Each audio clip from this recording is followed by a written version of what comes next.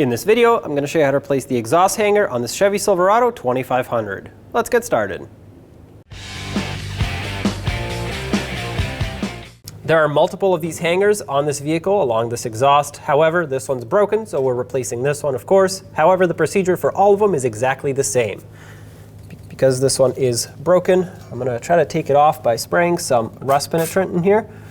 This will allow me to slip it off of the end of the rod here on both of them.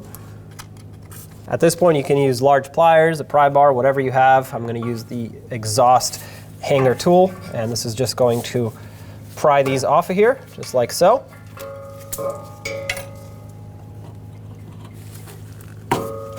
And there we go. I'm going to wipe this clean, make sure it's in good condition. Obviously, if these metal rods where the hanger goes are rotted, replace them. Now, take the new hanger.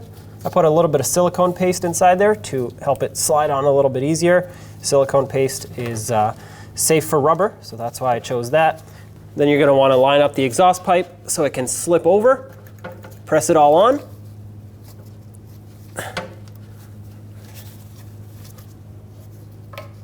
And there we go. That's installed. When only the best will do, demand TRQ. The only company that lets you view before you do.